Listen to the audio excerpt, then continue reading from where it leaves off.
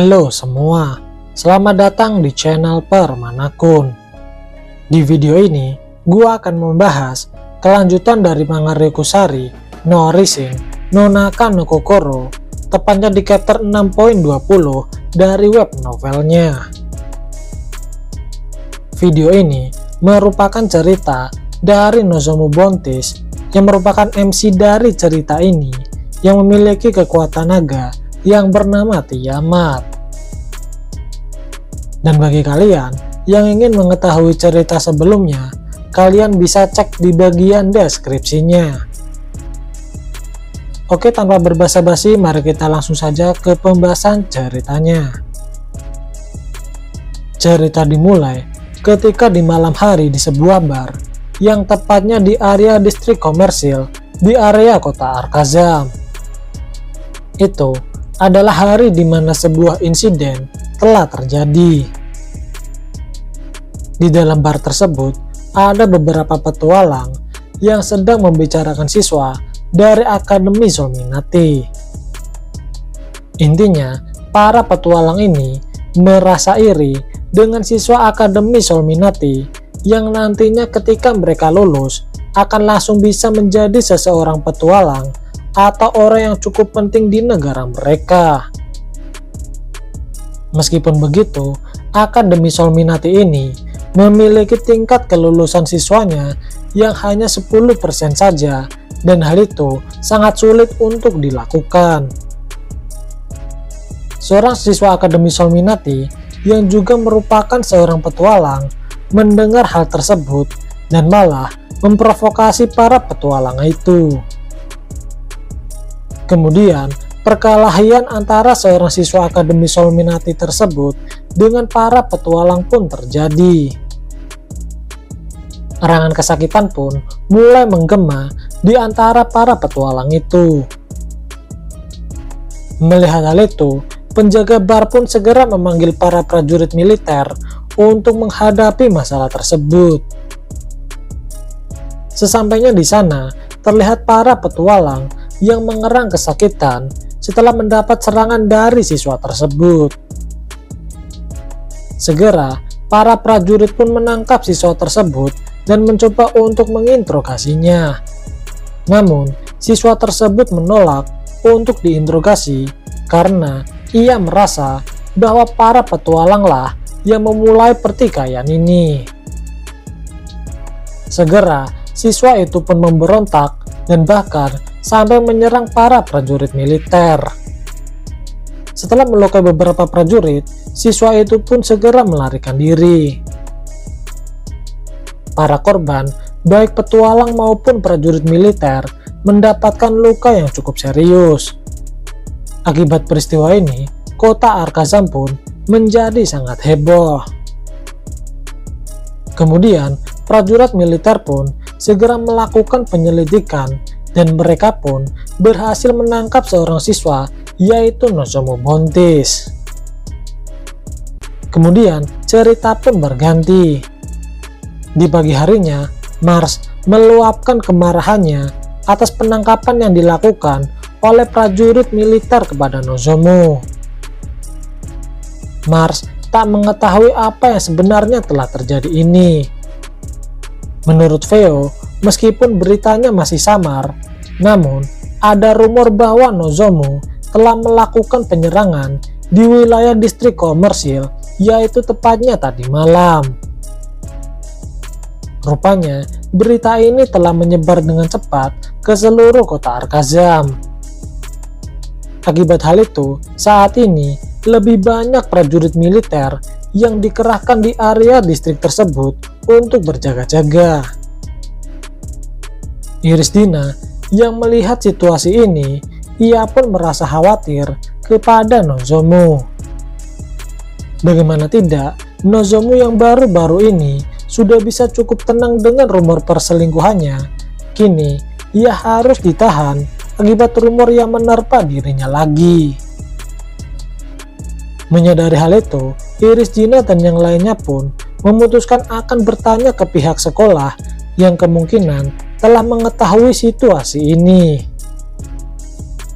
Di tempat lain, saat ini Jihad Sensei telah mendapat surat dari Mos yang merupakan kepala pasukan penjaga Arkazam yang berisi mengenai penangkapan seorang siswa Akademi Solminati yang diduga adalah dalang dari insiden penyerangan di distrik komersil.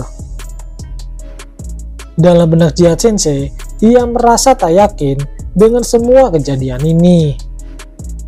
Meskipun Jihad Sensei tak terlalu lama mengenal Nozomu, namun Nozomu yang bahkan tak pernah menggunakan tekniknya di dalam sekolah, apalagi jika kejadiannya hingga melibatkan prajurit militer. Di sisi lain, Jihad Sensei tak bisa membantah dengan ciri-ciri yang diberikan oleh prajurit militer yang mengarah kepada sosok Nozomu. Melihat hal itu, Andri Sensei berkata, ia yakin bahwa Nozomu bukanlah pelaku dari insiden ini. Jihad Sensei berkata, mengapa kau bisa yakin bahwa Nozomu bukanlah pelakunya? Di saat Andri Sensei akan berkata, tiba-tiba Iris Dina dan yang lainnya segera memasuki ruangan milik Jihad Sensei ini. Meskipun Linda Sensei telah memarahi mereka karena telah bertindak tidak sopan, namun Iris Dina berkata bahwa ini adalah masalah yang penting yang menyangkut keadaan dari Nozomu. Iris Dina berkata bahwa Nozomu bukanlah pelakunya. Mendengar hal itu, Jihad Sensei pun bertanya atas dasar apa Iris Dina bisa berkata seperti itu. Didukung oleh Andri Sensei dan yang lainnya, Iris Dina pun segera menceritakan semua apa yang telah terjadi dengan Nozomu kepada Jihad Sensei dan Linda Sensei. Di tempat lain, akibat insiden yang telah terjadi ini membuat seisi Akademi Solminati menjadi gempar.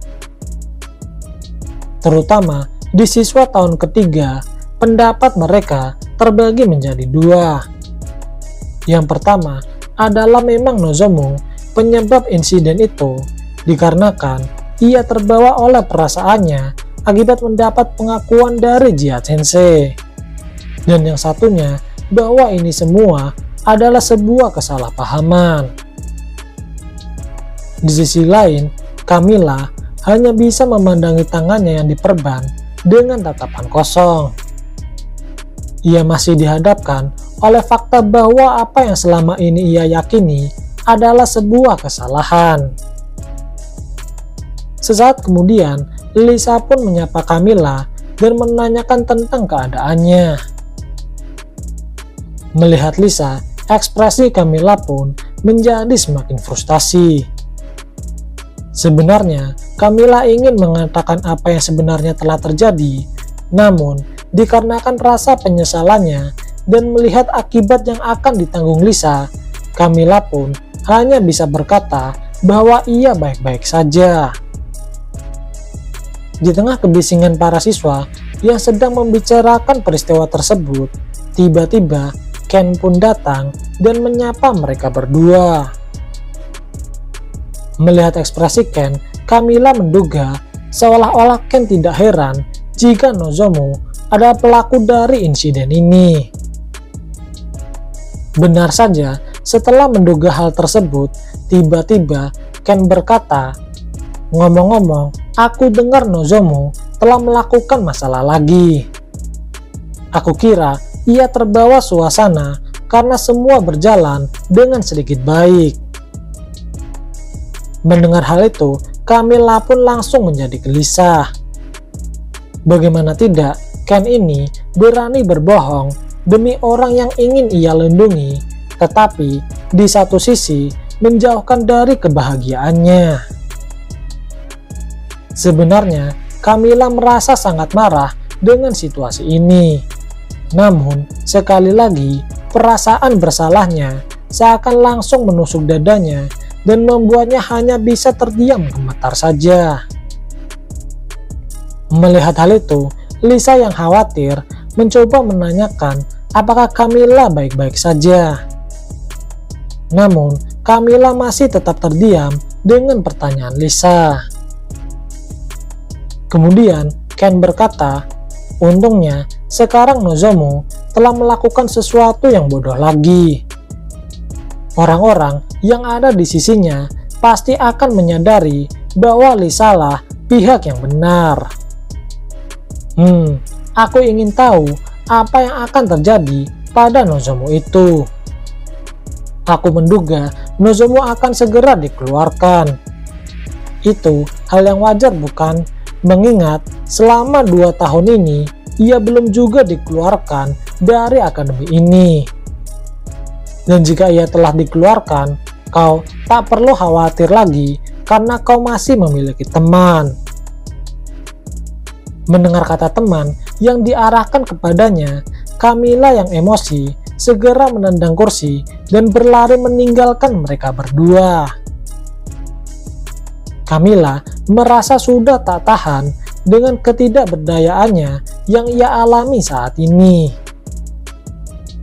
Meskipun Lisa dan guru yang datang berteriak memanggil namanya, namun Camilla masih tetap berlari dan menjauh dari kelas. Camilla hanya bisa menangis atas penyesalannya selama ini kepada Nozomu. Setelah beberapa saat, akhirnya Camilla pun mulai merasa tenang. Namun, bukannya ia kembali ke dalam kelas, Camilla malah berjalan dengan sedikit lemas ke arah hiruk-pikuknya kota Arkazam. Di tempat lain, Nozomu saat ini sedang ditahan di sebuah penjara dan dijaga oleh prajurit militer. Dalam benak Nozomu, ia masih memikirkan siapa sebenarnya yang telah melakukan ini semua. Setelah berpikir tentang siapa yang telah menuduhnya, Nozomu akhirnya mendapatkan sebuah kesimpulan, kemungkinan yang melakukan ini semua adalah perbuatan Ken. Kemungkinan Ken melakukan ini semua agar Nozomu dikeluarkan dari akademi ini. Dalam amarahnya itu, tiba-tiba niat jahat pun seakan mulai menggerogoti dada Nozomu. Napas Nozomu mulai terasa berat dan keringat dingin pun mulai bercucuran. Nozomu mati-matian menahan perasaan dari niat jahat yang mulai menggerogoti hatinya. Setelah beberapa saat, Nozomu pun mulai merasa tenang. Nozomu mulai bertanya-tanya bagaimana caranya agar ia bebas dan membuktikan bahwa ia tidak bersalah. Nozomu yakin bahwa Ken menggunakan kekuatannya, yaitu Water Mirror of Heartmask, untuk menyamar sebagai Nozomu dan membuat masalah ini. Untuk mengingatkan kembali kemampuan si Ken ini, yaitu dapat mengubah wujudnya menjadi orang lain dengan memanfaatkan kekuatan sihir akhirnya. Di satu sisi, meskipun Nozomu mempunyai alibi bahwa ia berada di dalam kamar dan sedang beristirahat, namun tak ada bukti yang bisa menguatkan dari alibi ini. Nozomu sebenarnya ingin mencoba untuk menghubungi teman-temannya untuk membantu dalam mencari kebenarannya. Namun sepertinya itu akan sangat menjadi mustahil untuk dilakukan. Pilihan terakhir Nozomu adalah ia dengan paksa keluar dari penjara ini. Namun, jika ia melakukannya, maka itu akan menambah beban baginya, dan bahkan ketika Nozomu tertangkap lagi, ia bisa saja langsung dieksekusi. Di tengah kebimbangan tersebut, tiba-tiba datang seorang prajurit militer yang mengabarkan bahwa Nozomu mendapatkan seorang pengunjung. Yang tak disangka, rupanya orang yang mengunjungi Nozomu itu adalah Camilla. Oke, sekian dulu video pembahasan novel Rikusari no Orishin no Naka no Kokoro, tepatnya di chapter 6.20. Jangan lupa like dan subscribe apabila kalian menyukai video ini. Dan jangan lupa aktifkan lonceng notifikasinya agar kalian dapat notifikasi ketika channel ini update video terbaru. Oke, see you.